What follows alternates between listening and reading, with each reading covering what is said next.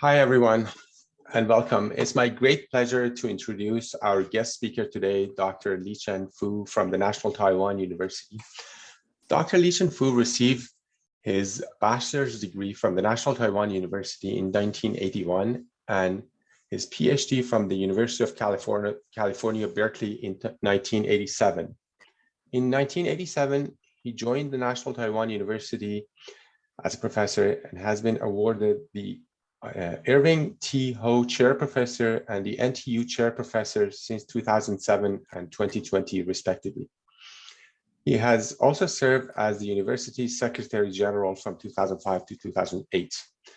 Currently, he serves as the Director of the NTU Center for AI and Advanced Robotics. His areas of research interest include social robotics, smart home and healthcare systems, VR and AR, visual detection and tracking, and control theory and applications. Dr. Fu has been extremely active and highly regarded in his technical field. He has served as the program chairs of the IEEE International Conference on Robotics and Automation and the IEEE Conference on Control Applications in the past. Domestically, he was asked to serve as the director of the control program under the engineering department in the Ministry of Science and Technology in Taiwan from 2010 to 2012. He has served as the associate editor of a control journal, Automatica, from IFAC, and is currently serving as the editor-in-chief of the Asian Journal of Control. He was elected as the president of Asian Control Association and as a member of the Board of Governors of the IEEE Control Systems from 2014 to 2016, and was also invited to serve as the vice president for membership of the IEEE Control Society from 2017 to 2018.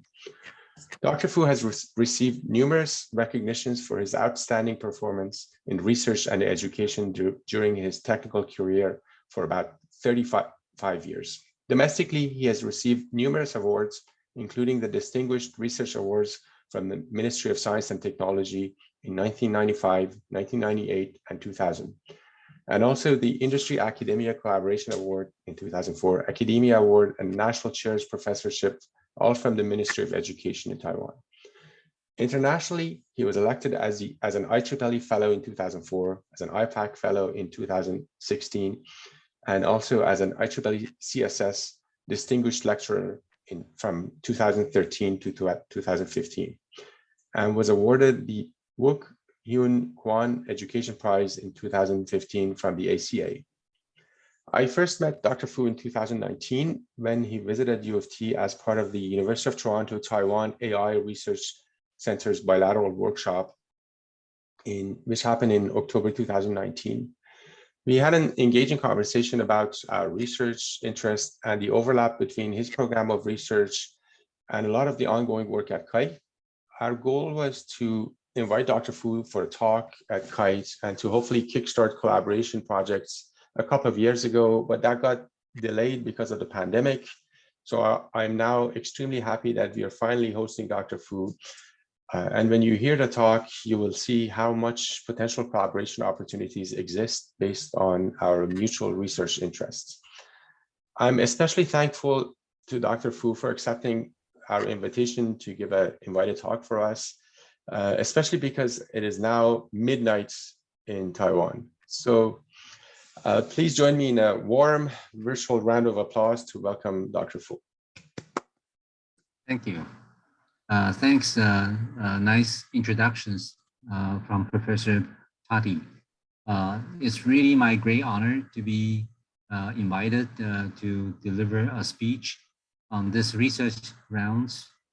The title of the talk is, as you can see, let me just play it. It's a deep learning approaches to automatic screening system for Alzheimer's disease detection. Currently, I have a joint appointment from CS and the WE, so two departments. Okay, I'll start the talk. This is the outline of the talk. I'll start with the introductions and some related work and showing what we did and what we are heading to, and finally we did a little summary. No, this is the aging world. That is, people is getting greater populations become agents, and the cognitive functions, as a matter of fact, will decline along two pathways. One is through the normal agents, like this figures the solid lines, but one could be following another pathways that is leading to the dementia, okay, through the preclinical MCI. Of course, the MCI not necessarily will leading to dementia eventually, maybe back to the agents. But dementia generally is referring to the loss of memories, the ability of language, problem solving, thinking, and so on and so forth, and which is so severe that it interferes with our daily life. And amongst there are many causes of dementia. Alzheimer's is most common ones. Generally, the dementia is the seventh leading causes of global mortalities. And so far, the 60 to 70% of the dementia are caused from Alzheimer's disease. And so far, there's no cure.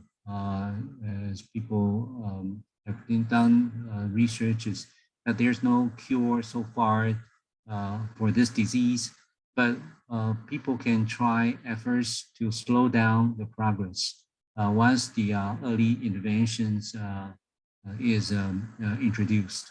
So that means the early detection of the cognitive impairment is important.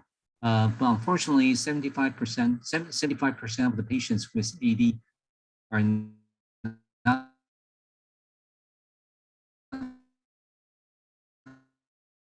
diagnosed, okay? Can be time-consuming, labor-intensive, and expensive.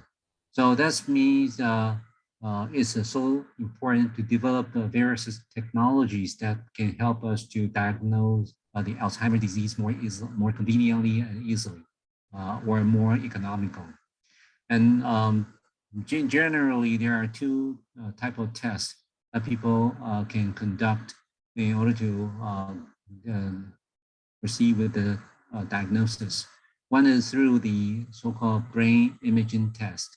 And the very common way is using the MRI image, CT, or PET. Okay, and it is trying to establish the baseline degree of degenerations in detecting the in details of degeneration in details.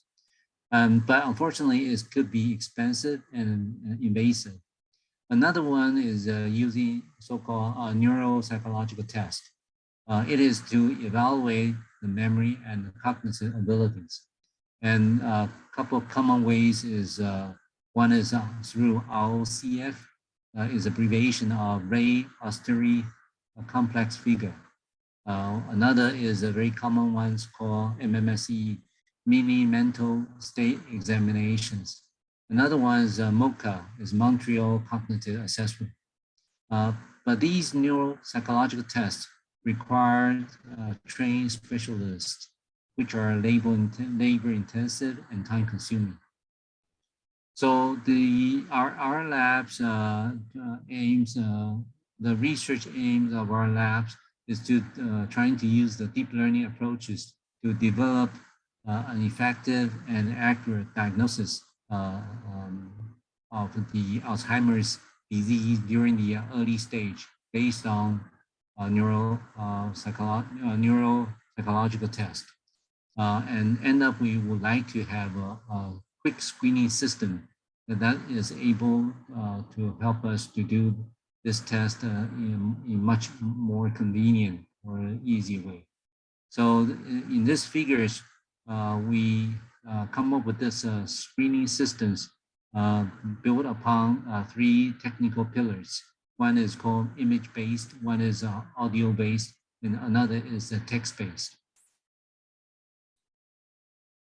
Okay, for the image-based, the literatures have quite a few works that also have been conducted along this way. Okay, it's mainly trying to resort to the digital complex figure test. And we all know that the drawing behaviors and patterns differs on dementia and other neural disorder patients. So using traditional pen and paper methods to detect the abnormal behaviors is actually limited and require a trained specialist for assessment. In addition to being time consuming, and the result may even be misdiagnosed by specialists. And this drawing test requests the elders to sketch the figures such as those on the right lower corners. Could be complex figures like the fish type or the clock or the house. Okay, and in the literature, there are a couple of work that have been already done, just shown in this tables. Two are based, including ours, three are based on the scoring methods called austerities. Okay, another is based on the so-called Bennett-Levy. Okay, of course, the first one is using traditional pen and paper method. That is, after the elders make a drawing, then they try to scan this offline and trying to locate the units, 18 units of this figures and do the scoring. Okay, and finally give a predictions or the classifications. And three others are using the digital way, and including ours. So ours is based on the austerities and using data-driven deep learning approach through the convolution neural network, trying to image-based approach. And we also trying to work on this two other type pillars, that is audio speech-based. Okay, and audio speech-based that is first is a neuro psychological test, and we trying to prevent using the ASR. What is ASR? ASR is automatic speech recognizers. As people all know that the ASR work for young people, but work for the elders, the effectiveness is low. Okay, because the elders doesn't have a very clear pronunciations. So we trying to avoid using the ASR. And we trying to use the approaches without using the features, predefined or handcrafted features. So that forces us to go for the deep learning approaches. So that's an artificial neural network based classifier. And we are trying to have the classification accuracies as high as possible. And the last pillars, technical pillars we relies on is so-called text-based. Okay, as you can see from this table, we are not the only ones that also work on this. Okay, but we are trying to target on the early stage AD and only using the text data. And we have tested on two language data sets. One is English data set and one is Chinese data set. The later Chinese data set is collected in our NTU hospital. So these are the three types of methods we build up our screening systems. Okay, so later I'll try to introduce how we perform these tests using the screening systems we built. Okay, the first one is image-based. It's based on neuropsychological test. Is widely used test relies on the so-called Ray Austerlitz complex figures. The figures is the one that's shown on the right right corners of this slides. Is sort of like a fish type. Okay, and by drawing this is trying to explore the elders' visual spatial constructional abilities. And it also involves nonverbal memory skills. Okay, and the procedural steps of this process is three. One is simply copy. Second is the uh, hide it, cover it, and recall 3 minutes later. Drawing after the recall, 3 minutes after we cover the figures.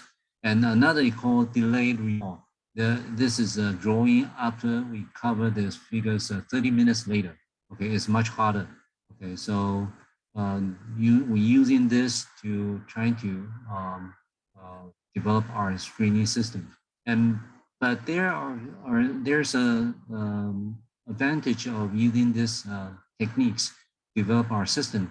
One is they can evaluate the visual, spatial, and performance of AD and MCI patients both, and less affected by the age and the educational levels. Okay, and this is our framework. One is we first using the sketch database data set to pre-train our network. Okay, and once we have that pre-trained, then later we use the this Ray Austerlitz data set, sketch data set to fine tune. Here we call retrain the data set. Okay, and once we have this model and we perform the test or the classifications, okay, we try to classify the AD, MCI, and the HC. HC means the healthy groups, people. Because the data we collected in our NTU hospital isn't a big data set, so in order to increase the data, we use the data augmentation techniques. Increase our data, we perform the so-called the following transformations. One is a vertical shift, one is a horizontal shift, another is rotation and flip. But here we only use the shift and rotation to increase our data set. Okay, and here the figures shown on the right of this slides tell you that we originally have the data set, but later we enlarged the data set by using this data augmentation techniques. And this is the architecture, this convolution neural net architecture that we use for training and testing. Okay, it's a 5-layer convolution neural net. And you can see that these numbers explain the channels. So originally we used the Technical University in Berlin. They have a sketch data set, and we use that for pre-train the models. Okay, the models consist of the 5-layer neural net, as I mentioned earlier. Of course, it has a maximum pooling layers as well. And later we have 2 layers of fully connected classifier layers. Okay, then after we pre-train it, then later we use the ROCF, that is Ray Austerlitz complex figure data set. Okay, with the labels and trying to fine tune the data, the models. But here the first 5-layer convolution neural net will not, the parameters will be fixed, and the parameters for the fully connected layers will be retrained. Okay, so this is a kind of like a transport learning. So later when we have a new figures drawn by the elders, like shown on the top, then we go through this model, then we can predict whether this elders belong to the healthy groups or MCI groups or the AD groups. And this is the data set we collected in our NTU hospital. We have the 30 from the Alzheimer's groups and the 30 from the healthy groups. Okay, and we have females and males, the distributions over there. And the MMSE for the Alzheimer's is about 21.33. but the MMSE for the healthy groups is about 28.50. So we use this data set and trying to do our test. And on the right lower corners is a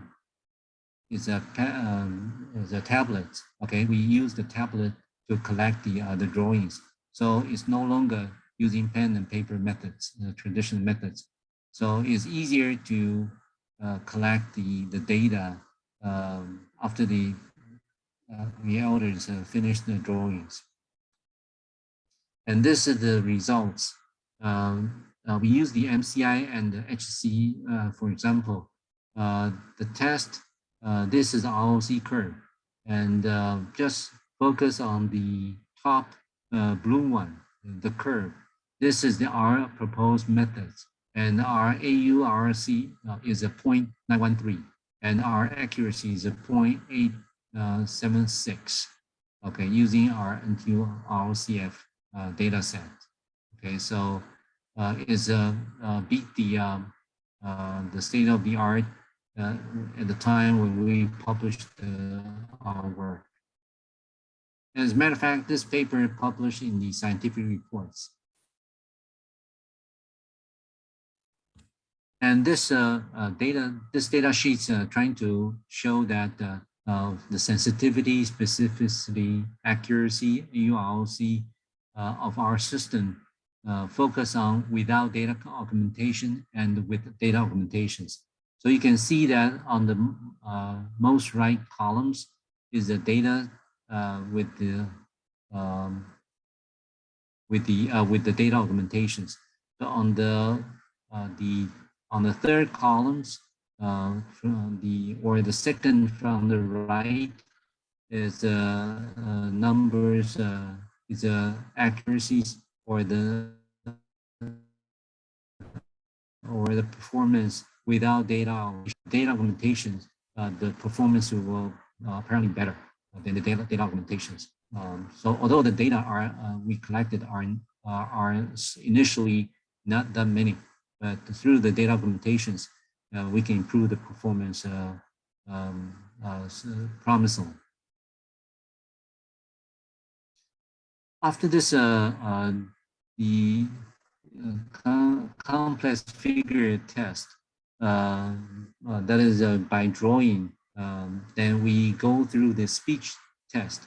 A speech test, we use the audio-based and the text-based, okay? And the test, this kind of neuropsychological test, we have two specific tests for that. One is using pictures, and you can see the pictures shown on the right of this slides. This is a cookie-shaped figures. Of course, it doesn't have to be exactly this one. There's other type of figures, okay? But by watching these pictures, we ask the elder to narrate the story behind these pictures. One other test is called logic memory test. That is, we start with the story, then we add, after we finish telling the story, then we ask the elders to repeat the story. Okay, so this is called logic memory test. And for the picture description test, the goal is to measure the disorder involving linguistic, communicative, and other cognitive processes of early AD. And for the logic memory test, our goal is to measure the deficits in episodic memory, which can be discovered in the early stage of AD. So either one of the two will trying to reflect the some deficiencies of the elders when they are suffering from the early stage AD.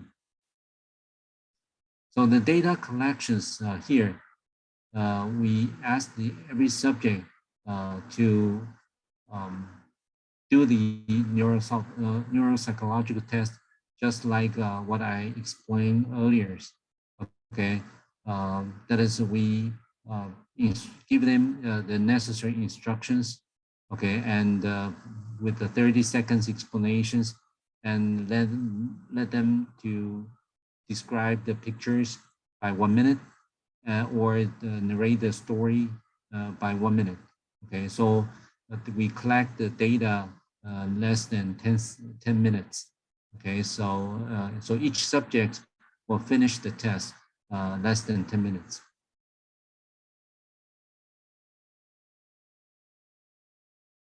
So we start with the so-called audio-based screening systems. And as you can see here that we try to collect the 400 hours of transcribed data, okay?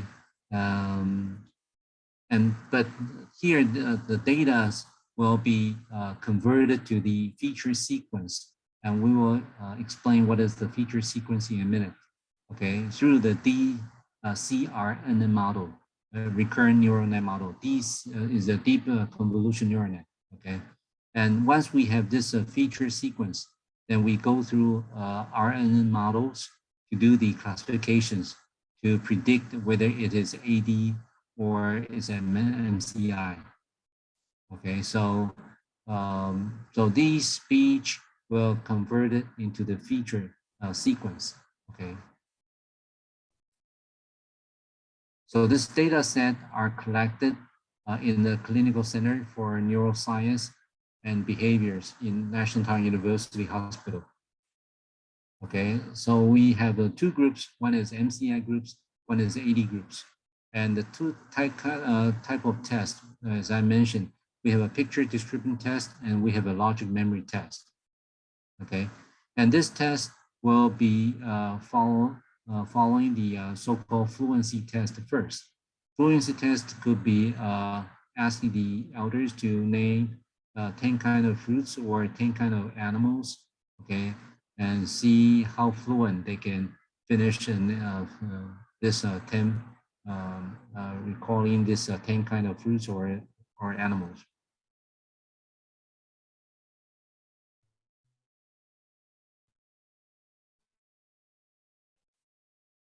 And sequence. Feature sequence is a sequence of tokens, and each token is responsible for representing one unique element in the speech. Okay, and this altogether, these tokens are become key characteristics of the speech that this person's produce. Okay. On the right, this is, I don't know whether you can recognize, this is a pronunciations. It's called Ziyin, okay, Zhuyin. Ziyin is a system for representing the sounds of Mandarin Chinese phonetically. Okay, so each one you can consider is a token. Okay, so the tokens are syllables expressed in Ziyin together with a silence token. Silence token is important because for the elders, especially suffering from the AD, silence tokens will be more significant than the healthy elders. So we use the tokens, that is the utterance from the elders. The speeches or the sentence will be converted into the tokens and generate a sequence of tokens. Okay. So the feature sequence will consist of this syllables type of tokens. It can be tones or it can be similar spelling units. Okay, and totally there are about 1,300 different syllables. But in order to do some reductions, we trying to combine the similar spelling units. So we only left totally 319 tokens. And this become our final token space. Okay, 318 tokens. Is including 317 without similar spelling units, plus one silence token. So this blue sound, okay, is generated from healthy elders. Is the Chinese, I don't know whether you can recognize, It says it's apples, bananas, orange, pineapples, watermelons, and strawberries. Okay, so the blue one is from the healthy elders, and the red ones is from the 80 elders. Okay, is also in apples, bananas, and silence, and apples repeatedly. So if you look at this, the feature sequence generated from the two, then on the right, there will be some phenomenon such as the repeating, the token repeating, and some silence pause. So using this features particular, we can sort of distinguish the healthy elders or the 80 elders from the healthy elders. And these are the 子音, okay, corresponding to the tokens. Okay, so using here, we don't need this ASR, automatic speech recognizers. Just by converting these sentences into this 子音, then we can directly send this features, the token sequence into deep learning neural net, okay, and trying to do the scoring or the predictions. So this is the automatic feature sequence generator to replace the ASR. Okay, we don't need the ASR, just like what I said.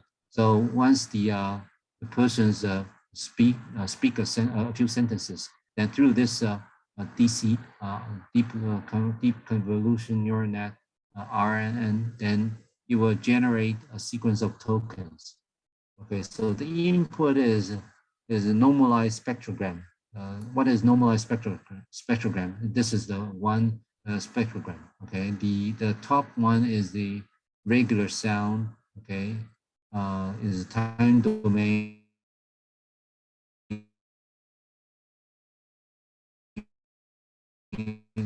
sound. Okay, and spectrogram is there's two axis. One is time axis, and one is frequency axis, and they expand into two-dimensional figures. Okay, and this is called a spectrogram. So once we input this spectrogram into this DCR, and then we generate a sequence of tokens or a sequence of features. Then through this sequence of features, then we have a recurrent neural net trained again and trying to model. So let me explain here. The RN is a recurrent neural net, and XT is the sequence of features or tokens. Okay, then a score is a classifier trying to classify the tokens into three types. One is HC, one is MCI, one is AD. So this figure is showing that originally we have the elders go through the picture description test or the logical memory test. So their sentences through this DCRN will convert it to the feature sequence. Then once we have these feature sequence, go through the AD assessment engine, then we can have this classifier to predict what type of the elder he is or she is. So this is an AD assessment engine.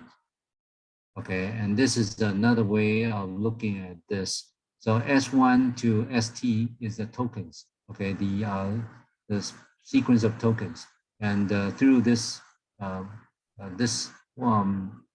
RN predictor, okay, the engines, then we finally can come up with the score, and score can tell whether this elder is belonging to which type.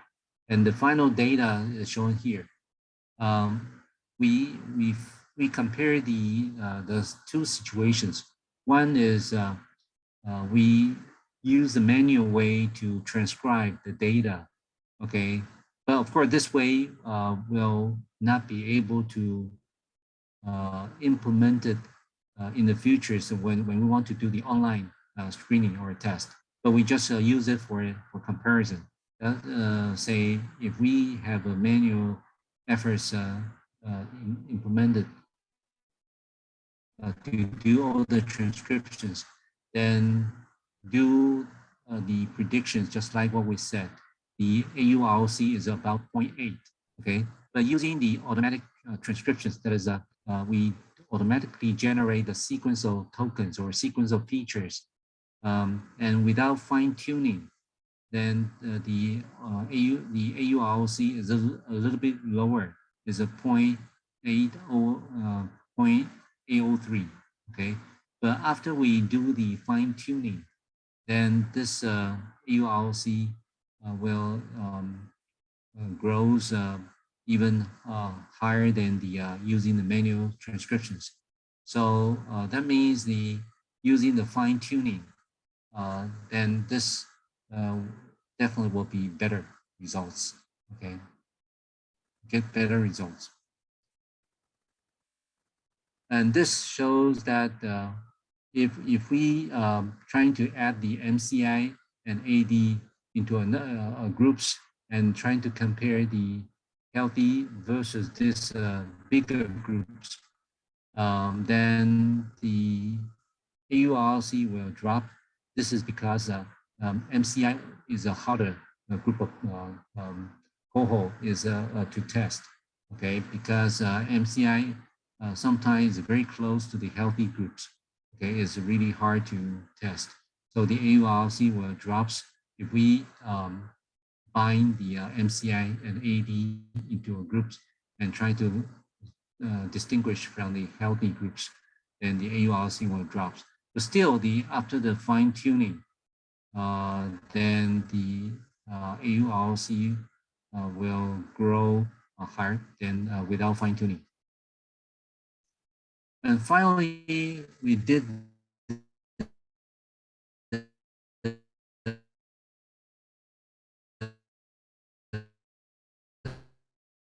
text-based.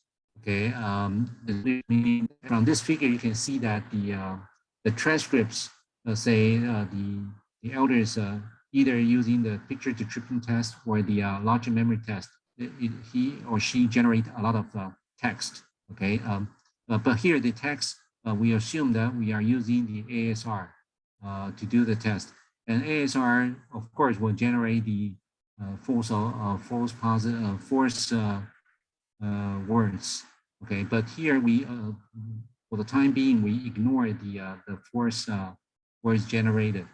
So we assume that we have quite a few texts to start with, okay, and using this screening systems. So we use the transformer architecture, okay, and transformer architecture is on the right. And transformer basically is originally used in the machine translation task. It consists of the red block and the blue block. The red block is called encoder. You're trying to encode the input utterance to some representation. And the right block is a blue one. You're trying to decode the representation back to the target sentences. Okay, and as a matter of fact, this encoder detector, decoder architecture, the highlight is the attention mechanism. But here, later, we're going to show you the architecture we use for the text-based screening system. We only using the encoder part of the transformer and not the decoder part. So this is the figure, is the one we use for the screening systems for text-based. Okay, that is, we only use the encoder base. So the input is a sentence. So the sentence will consist of number of words, and the words will be converted into the word vectors, okay, and send it into the encoders, okay. So on the left, you can see that X consists of number of words in the spoken speech, okay, and T denotes the length of the speech. And F shows it is a neural net, is a mapping, it map the words into the probability. of being the AD or MCI. Okay, so this is basic the ideas what we use, and we here shows that we are using the encoder of the transformer to do the things. And this figures, this slide shows that we do the one neuropsychological test. That is, we only use the picture description test or logic memory test, either one of the two, okay, not the two together. Both using this encoder architecture to do the test. So from bottom to the top, bottom is the utterance from the elders. Okay, that is a sentence consists of number of words. Okay, then through this word vector, then through this encoders, and finally output the representation, and through the nonlinear transformations, we generate the probabilities. So this is a one neuropsychological test. And this shows this is a two neuropsychological test. On the left, we use the picture description test. On the right, we use the memory logic memory test. Okay, so using these two tests, okay, but the same architecture probability of detecting AD or MCIs. So let me show you that we test on the benchmark, open benchmark data set called PIT data set. The PIT data set is on the left, which is a much bigger data set. It consists of 200, almost 260 AD subjects and 240 healthy group, and the male, females, and the average age and the MMSE is over there.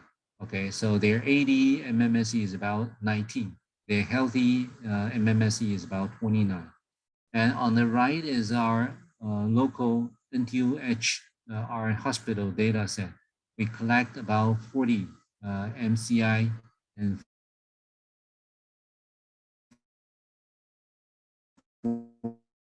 40 healthy groups, okay, versus the open data set. Okay, so this is the NTU. Okay, sorry. Okay, sorry. The slides are here. Both tables are showing the PIT data set. Okay, they have a AD versus healthy in a much bigger groups, and their MCI versus healthy are smaller groups. This table are all from the PIT data set. And this slide shows the data set from our university. Okay, both are about, the AD is about 40 and the MCI is about 30. Okay, so these are the data sets we have in our collected in our hospital. And we can see that what's a remarkable thing is here. If we only compare with the PIT dataset, because PIT dataset only apply the picture description test, they don't have a logic memory test, okay? Then ours sensitivity and the accuracy or AURC is a little bit, is about the same, I would say, okay? Our dataset is about the same as the PIT dataset. But if we had the chance to add the logic memory test, and even combine the both, you can see that our sensitivity, specificity, accuracy, and AURC will be much higher, okay? And similar for MCI and HC, okay? So this shows that the logic memory test or even the combined test will do a lot of good to tell or to distinguish the MCI versus healthy or the AD versus healthy. Okay, so not only the picture description test, but also the logic memory test, both are very good. So finally, these are some publications we published over the years. Okay, and the talks we I just gave are based on the papers published here. In fact, the first one is we published originally in the IEEE conference on system and cybernetics, but later it published in the scientific reports, the journal form. And we also have the text-based, also published in scientific reports, and we have a digital screening system published in JMIR, medical informatics.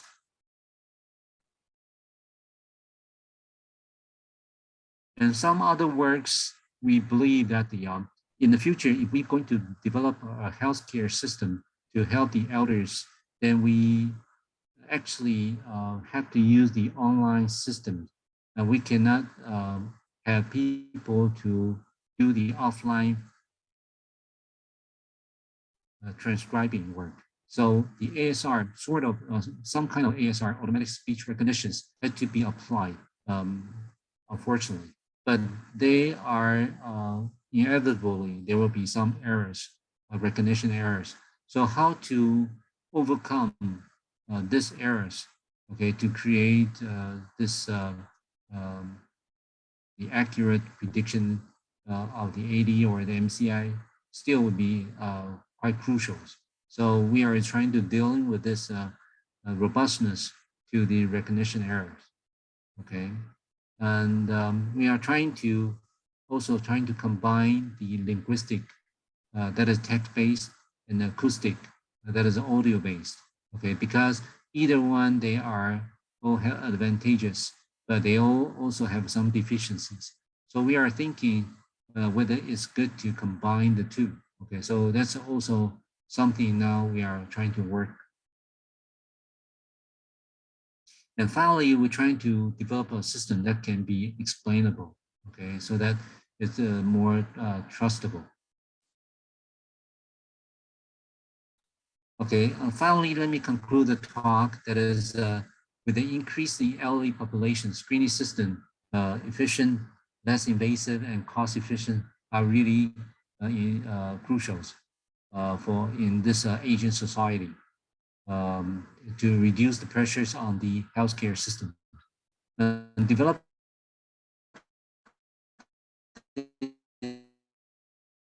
screening system using 3 different approaches, Android-based and text-based.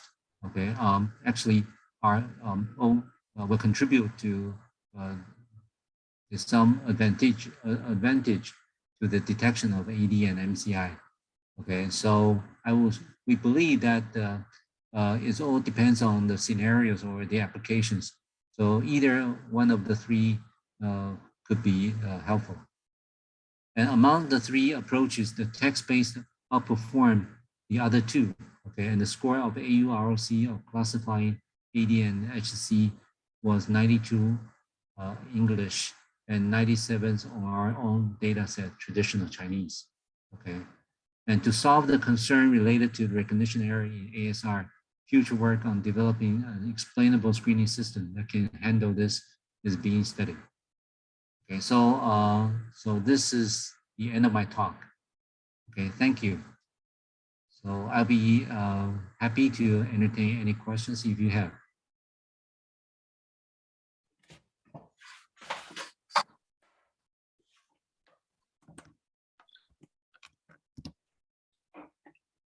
Wonderful.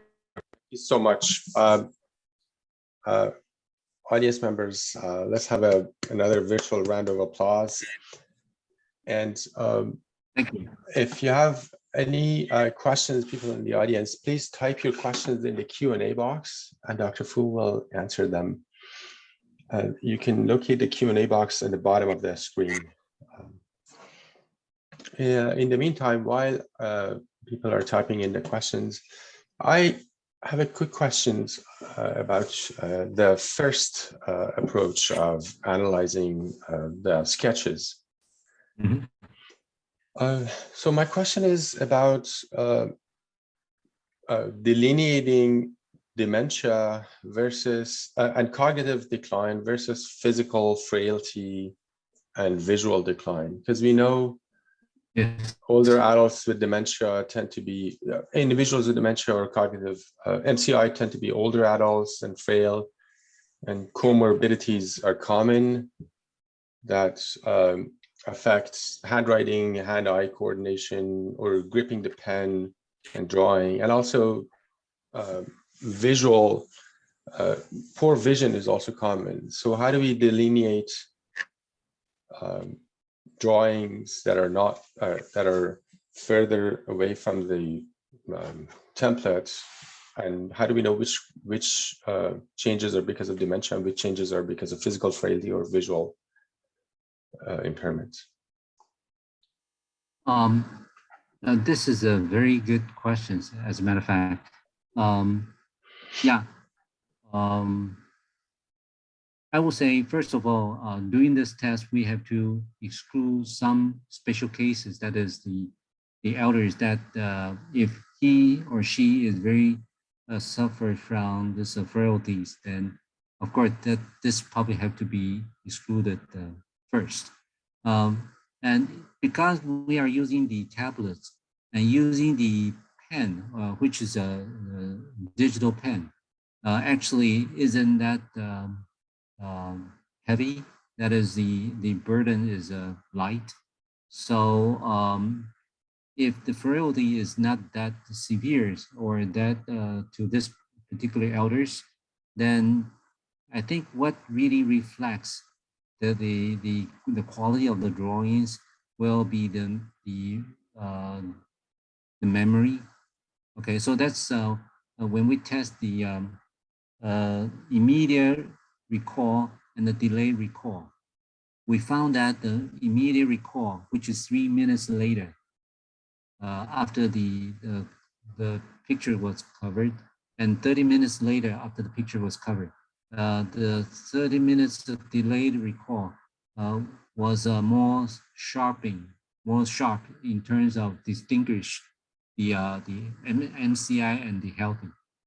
Okay, so so that's kind of reflecting that the memory decline really hurts the quality of the sketching. Yeah, so so I would say you're right. That is, if the frailty is very severe, then this case is well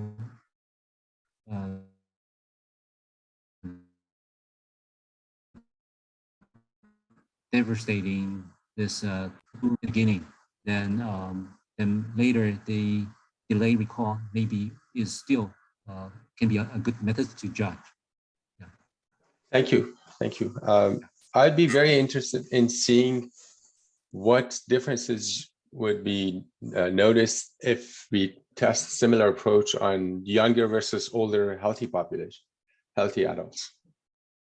If there are any, because that would help us gain more understanding about what changes are common because of old age, and then that would, and also what changes are because of cognitive decline.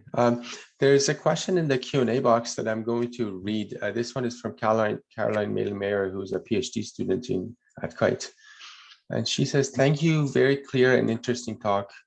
What explainability methods are you considering for your future work? What, sorry, what is what? What explainability, so to, I guess the question is about explainable AI and yeah, interpreting results. Okay. Yes. In fact, this type of questions have become more and more noticeable. This is more and more than before. So yes, we are trying to see that the when we are trying to use the text. Let me pick one good example. The audio base, the silence token, right? The silence token. When the elders is 80 or MCI, usually the pause become longer and longer. So when we do this test, we found that this become, although we are not handcrafting the features, says how long the pause is, right? But the network will learn. So this become some type of stereo patterns. But in terms of the text, then it's hard. Text doesn't really have that kind of silence uh, tokens. Although now we are thinking, well, if without having the silence tokens, explainable words that will help us to distinguish this elders and that elders who is AD, okay? Especially when we are not using the logical memory test or the picture to screen test, because these two type of tests are kind of supervised tests, right? Because they all have a ground truth. But now we are trying to work on the so-called autobiographic test. Autobiographic test, that is, the elders will generate their own the stories, and those stories don't have a ground truth. So if we want to know why this elders, when they tell his own story or her own stories, why that story will have the elements particularly pertain to the AD or MCI. So the explainability is crucial. Okay, so this is what we are very highly interested in, especially when we in the future we don't want to just work on these two tests which have the ground truth or the answers. We want to work on the no answers type of autobiographies. Then that will be probably even more important. I don't know if this answers the questions or not. Thank you. There's another question from Dr. Leif Samatis, who is a postdoctoral fellow at KITE. And he's asking, amazing talk, thanks. Have you considered trying to find the relationships between the predictions from your models and other measures of neurodegeneration, for example, MRI scan results?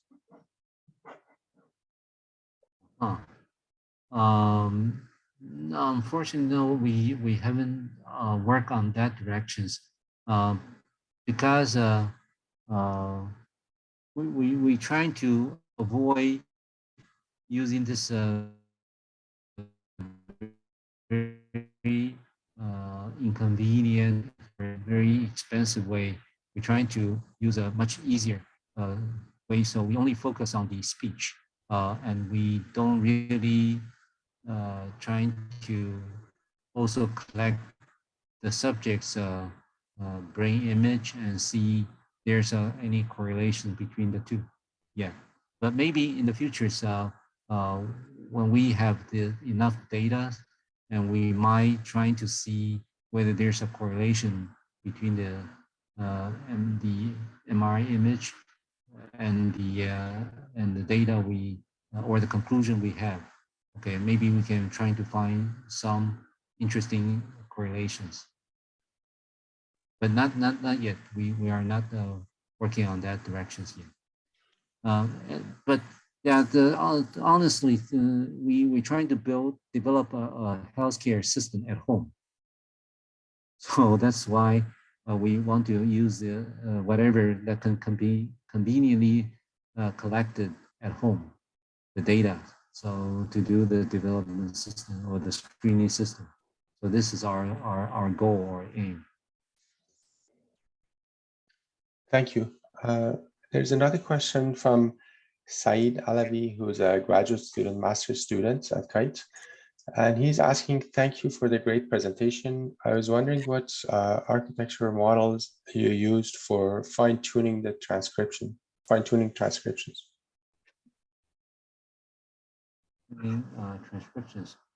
You mean the audio base, text base, is it? I assume that's what the question is. Fine-tuning the text base. Let me see.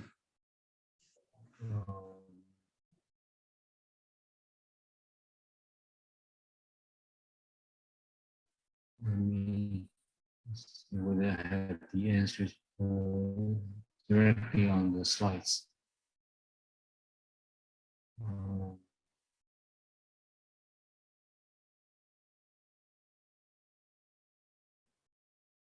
this is the okay.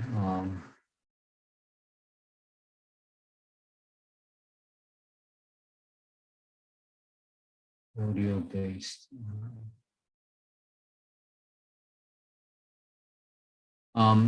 Yeah. The transcriptions fine tuning.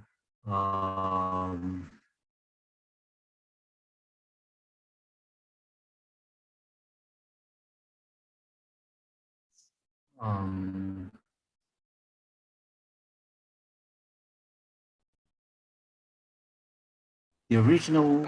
I think he's saying that is sorry, on. I guess I have to look it up. Slide 32, but I think we can refer to the. Let me see. The papers. Right? Yeah, this is 32. Yeah, this is indeed.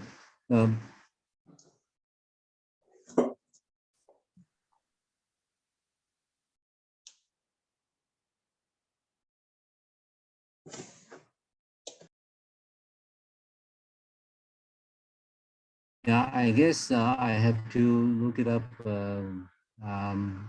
This is right now is it's not it's out of my mind just at the moment. So, but I can look it up and maybe later I can or there's a papers. Yeah, so I can send it because just as I mentioned in the beginning, I will send 3 papers to Professor Tati. So yes, maybe I will share those with the researchers at KITE. Thank you, and I look forward to receiving those. Thank you. Sorry. Yeah. We look forward to reading those.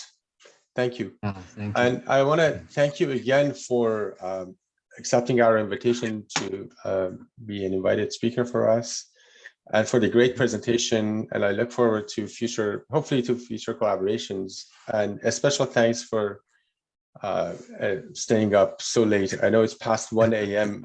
Your local time. So thank you again. You're welcome. Yeah. So everyone, let's thank our speaker one more time. Thank you. Okay, thank you. Yeah, I guess this is this time a little chaotic in my mind, in my head. So Yeah. let's think of this. Yeah.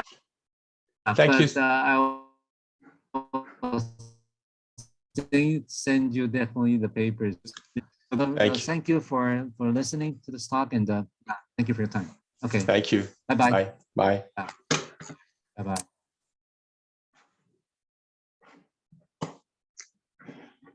Thank you. That was wonderful. I greatly appreciate it.